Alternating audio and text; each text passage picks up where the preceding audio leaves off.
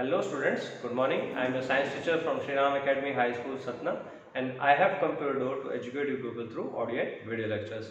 So students, in this particular class, we will be starting the subject science for 8th class, and this is a series of lessons for chapter number 1, crop production and management. Okay, so in the last classes we learned the two practices of agricultural practices, that was preparation of soil and sowing of seeds. Now in this particular lesson, in this particular lecture, we will be learning the third step, that is adding manure and fertilizers. Okay, so students, as you know, after sowing, definitely the plants that need nutrition. Okay, so if the soil is insufficient with the nutrition, it will be definitely growing weak plants. Okay, so we need to add some substances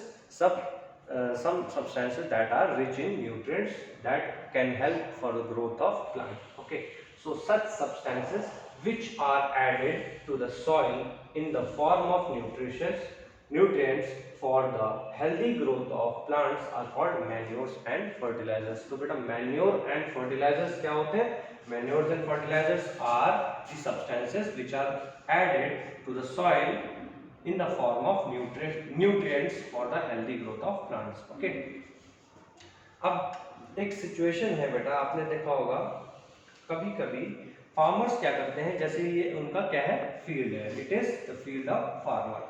एक crop लगाया, crop 1. Okay, फिर next season में फिर एक crop और लगाया, crop 2. फिर next season में फिर क्रॉप लगा दिया 3. फिर नेक्स्ट सीजन में ऐसे लगातार क्या हो रहा है, कंटिन्यूअसली कल्टीवेशन हो रहा है. क्या हो रहा है?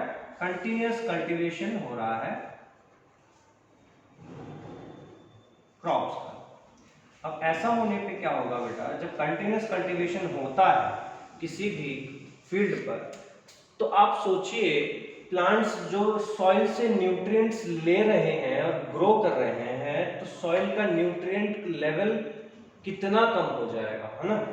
जब आप लगातार कल्टीवेशन कर रहे हो, वन क्रॉप आफ्टर अनदर, ठीक है, एक के बाद एक फसल लगा रहे हैं, तो जो न्यूट्रिएंट्स हैं सॉइल के अंदर, वो उसका लेवल क्या हो जाएगा, काफी कम हो जाएगा.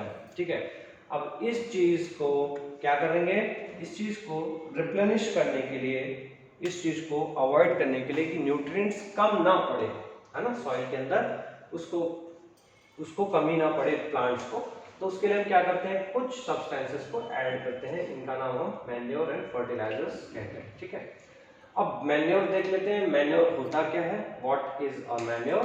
तो manure is an organic substance obtained from the decomposition of plants and animal waste. ठीक है, मैन्योर क्या है?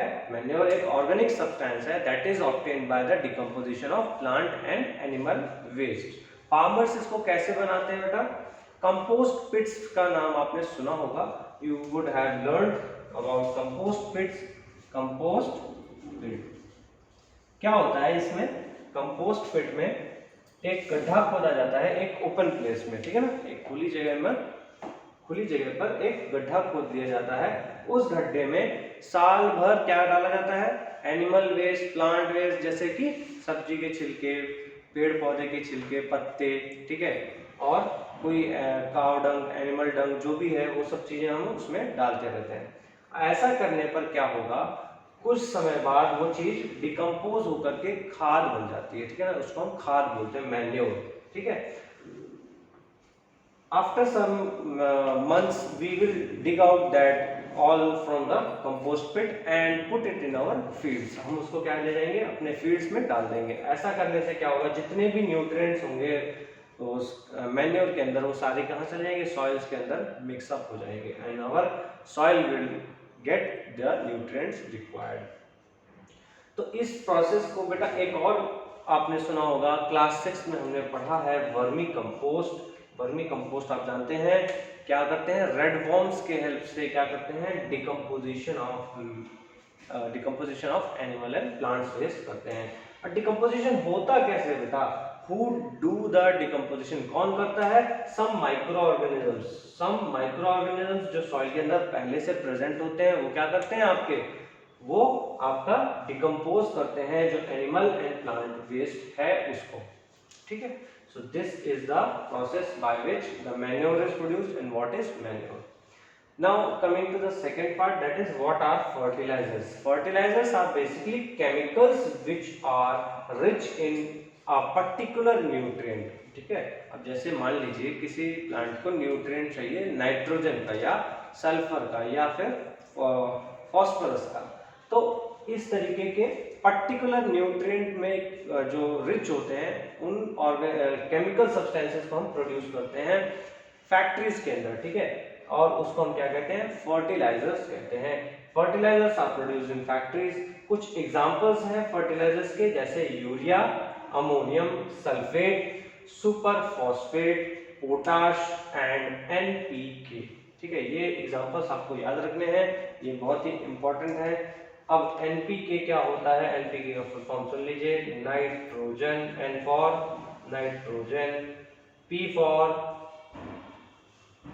for phosphate and K for potassium, ठीक है। हम कुछ लोग बोल रहे होंगे सर K for P हो गया यहाँ, तो बेटा पोटेशियम का सिंबल K होता है इसलिए यहाँ पे NPK है, ठीक है। तो यहाँ पे आपको याद रखना है नाइट्रोजन फॉस्फोरस एंड फॉस्फेट नहीं होगा, फॉस्फोरस होगा, ठीक है, phosphorus, then for potassium. These are the this is the full form of NPK. तो ये फर्टिलाइजर्स के एग्जांपल्स खत्म हो गए। अब एक चीज आती है यहाँ पर कि हम फर्टिलाइजर्स का इस्तेमाल तो कर रहे हैं, लेकिन क्या उसके फायदे हैं, क्या नुकसान है, ये देख लेते हैं। Fertilisers help the farmers to get better yield of crops. हम मानते हैं कि फर्टिलाइजर्स क्या करते हैं, बहुत अच्छी यील्ड देते हैं, लेकिन उनका जो एक्सेसिव यूज है, अधिकतम जितना ज्यादा उसको इस्तेमाल करेंगे उससे क्या होगा, सॉइल क्या हो जाती है, लेस फर्टाइल हो जाती है, soil becomes less fertile. Fertilisers have also become a source of water pollution. आपको जानकर हैरानी होगी, लेकिन यहाँ पर फर्टिलाइजर्स क्या बन रहे हैं, सोर्स ऑफ वाटर पोल्यूशन बन रहे हैं। फर्टिलाइजर्स के कारण वाटर पोल्यूशन भी हो रहा है। So it is very very cautious to be use of fertilisers, ठीक है ना। हम जब भी फर्टिलाइजर्स का इस्तेमाल करें काफी कॉशियस होकर के उसका यूज करें, ताकि वाटर पोल्यूशन और सॉइल की फर्टिलिटी को नुकसान ना पहुंचे, ठीक है। Now coming to the next point, that is use of manure improves the soil texture. Manure के क्या फायदे हैं, what are the advantages of manure over fertilizers, ठीक है ना। इसको मैंने पैराग्राफ पॉइंट में लिखा है, लेकिन आप इसको क्या कर सकते हैं, सेपरेट पॉइंट्स बना सकते हैं। जैसे कि first point could be use of manure improves soil texture as well as its water retaining capacity। पहला पॉइंट क्या है, manure improves the soil texture। Second point क्या है, it improves the water retaining capacity, ठीक है। Next point will be it replenishes the soil with nutrients। Nutrients से ये क्या कर देता है, भर देता है, वापस से उसका न्यूट्रिएंट लेवल नॉर्मल लेवल पर ले आता है, ठीक है। It makes the soil porous due to which exchange of gases become easy. आपको पता है हमने लूजनिंग ऑफ सॉइल पढ़ा था, उसमें एक बात हमने कही थी कि roots need to be breath, okay, वहां पर एयर का एक्सचेंज होना जरूरी है। यहाँ पर तभी हो पाएगा जब सॉइल क्या होगी, पोरस होगी। सॉइल पोरस तब होगी जब हम मैन्योर का इस्तेमाल करेंगे, okay. So next is that is it increases the number of friendly microbes. Microbes क्या होते हैं, माइक्रो ऑर्गेनिजम्स होते हैं, जिन अगर हम क्या करेंगे, मैन्योर का इस्तेमाल करेंगे तो उससे क्या होगा, वो नंबर ऑफ माइक्रो ऑर्गेनिजम्स जो सॉइल के लिए फर्टिलिटी के लिए जो फर्टिलिटी इंप्रूव करते हैं वो क्या होंगे, वो भी क्या बढ़ जाएंगे वो भी, ठीक है। तो ये एक मेथड है by which you can improve the fertility of the soil और yield of the crop, okay. So एक तो हमने तरीका बता दिया कि भाई कंटिन्यूअस कल्टीवेशन करने से नुकसान होता है, ठीक है। और उसको अगर अवॉइड करना है, अगर कंटिन्यूस कल्टीवेशन कर रहे हैं, तो you have to add some manures and fertilisers. Okay, ये हमने डिस्कस कर लिया। एक मेथड तो ये होता है। Second method for growing good yield, ठीक है ना, अच्छी यील्ड पैदावार करने के लिए मैन्योर और फर्टिलाइजर्स करना यूज कर रहे हैं, तो क्या करें, क्रॉप रोटेशन करें। क्रॉप रोटेशन कैसे होगा? This can be done by growing different crops alternatively. अब एक सीजन के बाद नेक्स्ट सीजन में दूसरी क्रॉप लगाएंगे, ऐसी क्रॉप लगाएंगे जिससे कि जो न्यूट्रिएंट्स है वो दोबारा सॉइल में आ जाए। फिर अगले सीजन में ऐसी लगाएंगे जो दूसरी क्रॉप के लिए न्यूट्रिएंट्स दोबारा सॉइल में ले आए। ये कैसे होता है बेटा? एक एग्जांपल है, earlier in ancient India northern Indians क्या करते थे, north Indians used to grow legumes as fodder. Fodder जानते हैं क्या होता है? Fodder is food of cows and cattles, ठीक है ना। कैटल्स के लिए जो फूड होता है उसको हम फॉडर कहते हैं, चारा जिसको कहते हैं, ठीक है। एंड लेग्यूम्स को ग्रो करते थे, legumes were fodder of kettles, और एक सीजन में उसको उगा करके नेक्स्ट सीजन में क्या कर लेते थे, वीट उगाते थे। क्या उगाते थे? वीट उगाते थे, मतलब गेहूं उगाते थे। अब लेग्यूम्स का क्या फायदा होता था? लेग्यूम्स में जो रूट्स की नोड्यूल्स होती हैं, व्हाट, रूट्स नोड्यूल, रूट्स के जो नोड्यूल्स होते हैं उसमें कौन होता है? There is a bacteria called rhizobium. Rhizobium एक बैक्टीरिया है जिसकी हेल्प से नाइट्रोजन फिक्सेशन होता है सॉइल के अंदर।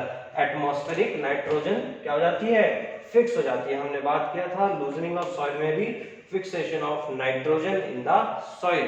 तो यहाँ पर वो कैसे होगा?